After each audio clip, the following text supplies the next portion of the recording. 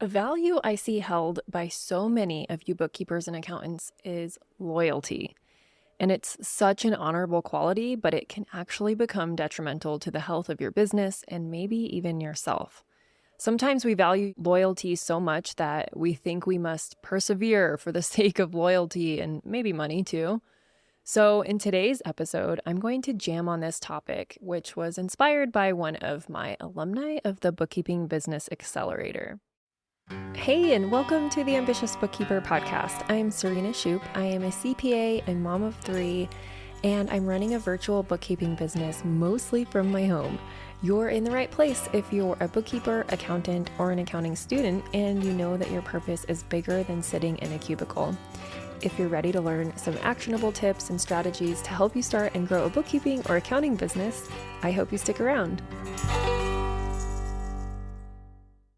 So as I said at the top of the episode, first of all, welcome back. We are on episode 99, which is just incredible. I can't believe we've almost made it. We've almost made it to 100. So next week, we're actually going to have a special episode. But before we get there, at the top of the episode, I talked about loyalty being an amazing quality that so many of you have.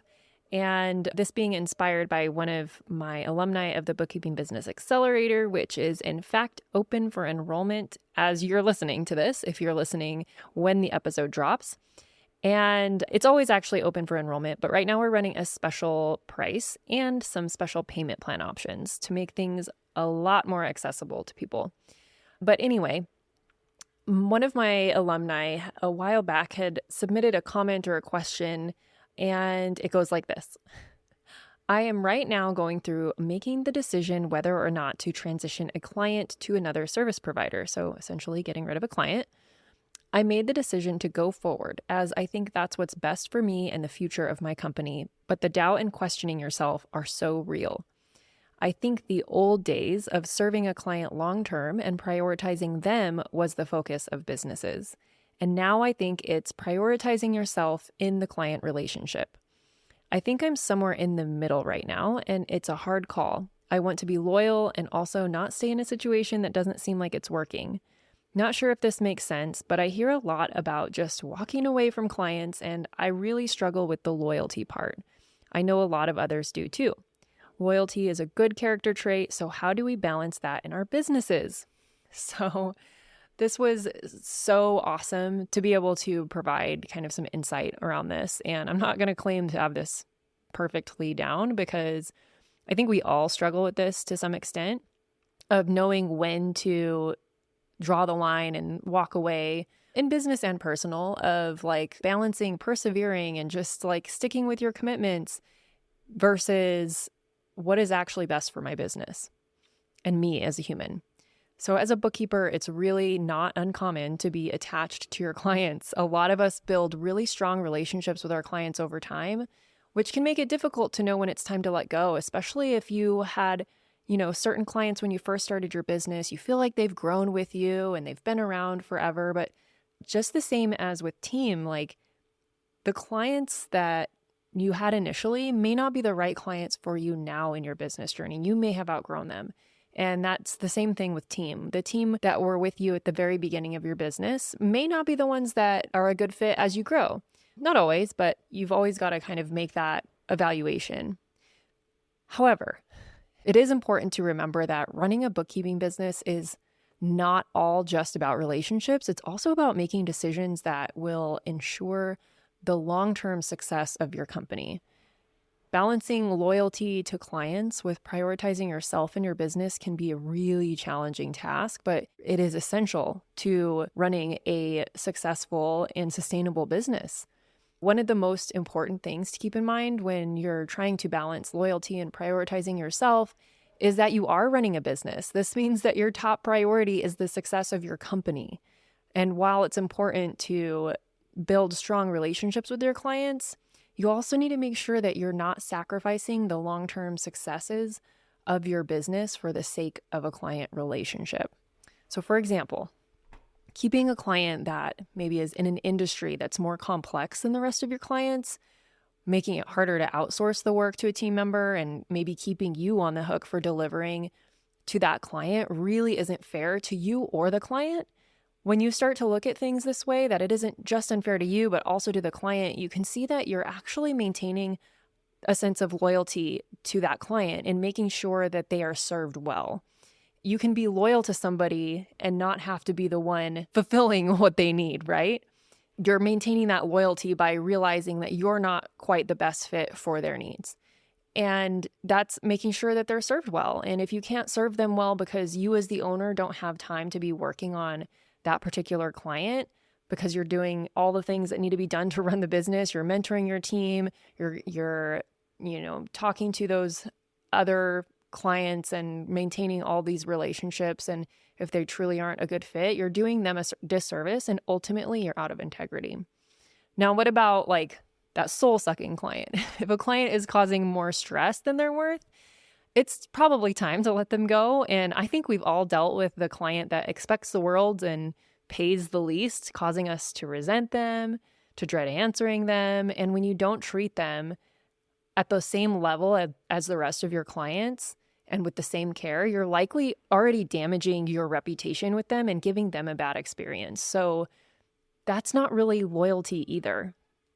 Another factor to consider is the long-term implications of keeping a client who's no longer a good fit. While it may be hard to let go of a long-term client, it's really important to consider the impact that keeping them on board could have on your business. If you're spending all of your time on that one client, you may be missing out on other opportunities to grow your business or work with other clients who are a better fit.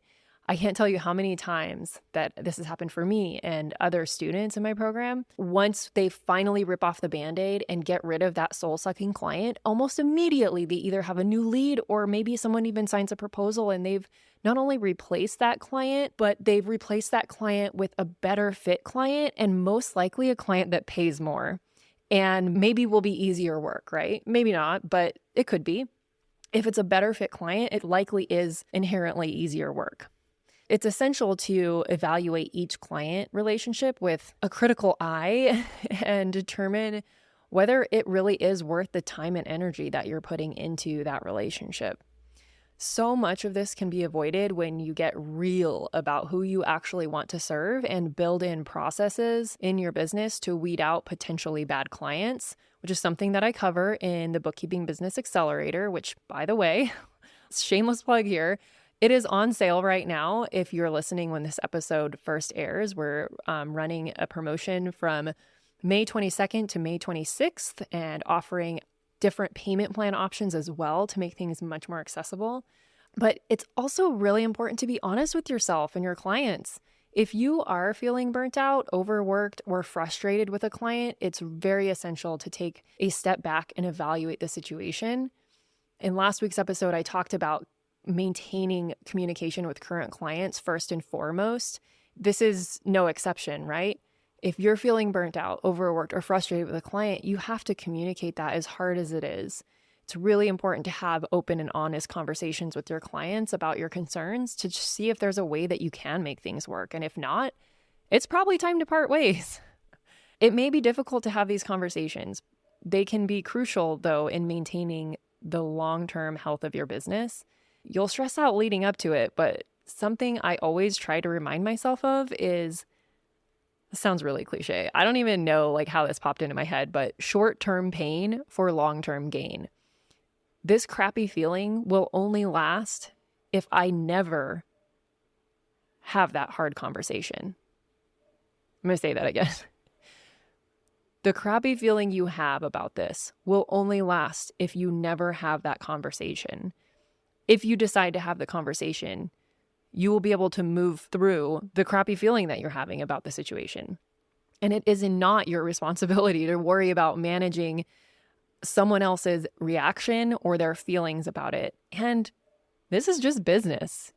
If they are also entrepreneurs, which most likely they are because you're helping other business owners, eventually they will understand. They might have a bad reaction or feel betrayed or whatever, but eventually they will move on from it and probably forget about it and realize it's just business. They have to make hard decisions in their businesses too. Now, I want to address the part where we doubt ourselves even after we've either made the decision to disengage with the client or even after we've actually disengaged. Remember what I said about short-term pain. There's always going to be a sacrifice of some sort. So you can either sacrifice a little bit right now by having the hard conversation and know that that hard conversation will eventually be over and done with and you can move on, or you can sacrifice much, much more of your well-being over the long term by keeping the status quo. And you may have to continue to remind yourself of this for a time period after and continue to reassure yourself that you made the right choice. Having a community around you for this is also beneficial, or a biz bestie to hold you accountable to this. P.S. We have an amazing community inside of the Bookkeeping Business Accelerator, and I will add, it is pretty small compared to lots of other programs out there, so you won't get lost in the shuffle of those larger groups or programs, and you will find somebody that, if you don't have a biz bestie yet, I'm sure you will find someone in that community. And even if you don't, it's a pretty tight-knit community, and everyone is super supportive and encouraging when stuff like this comes up. So when it comes to balancing loyalty with prioritizing yourself, there is, as always, no one-size-fits-all answer. It is also a delicate dance that requires you to evaluate each individual client relationship on a case-by-case basis. You can't really apply things blanketly because everybody's a little bit different. Each of your clients are a little bit different. Their personalities are different. However, by keeping your priorities in mind and being honest with yourself and with your clients and considering the long-term implications of either path, you can make the right decision for your business. I have faith in you. And remember, it's not just about being loyal to your clients. It's about being loyal to yourself too and your business. So thank you so much for tuning in this week. And if you haven't already, please, please, please rate and subscribe or follow, whatever they call it now, to the podcast so that you don't miss a beat with us. And next week will be a very special episode, as I mentioned earlier. We are airing our 100th episode, which I can't even believe I've recorded 100. Actually, I've recorded more than 100 episodes because we have some bonuses scattered in there. But I am bringing on my bookkeeper and resident designer, Tia, to help me answer questions submitted by our amazing listeners and students. And I can't wait for you to tune in and listen into that conversation. It's going to be a really good one. So I'll talk to you guys next week. Bye. Thank you to everyone who helps make this podcast possible. Content and interviews are produced by me, Serena Shu. Our intro and outro music is written and performed by my brother, Ian Gilliam. Editing is also by Ian using his awesome sound engineering skills along with Descript software. Hosting and publishing is by Buzzsprout, and you can check out the show notes for links to all of these amazing resources and resources mentioned in the episode. Be ambitious.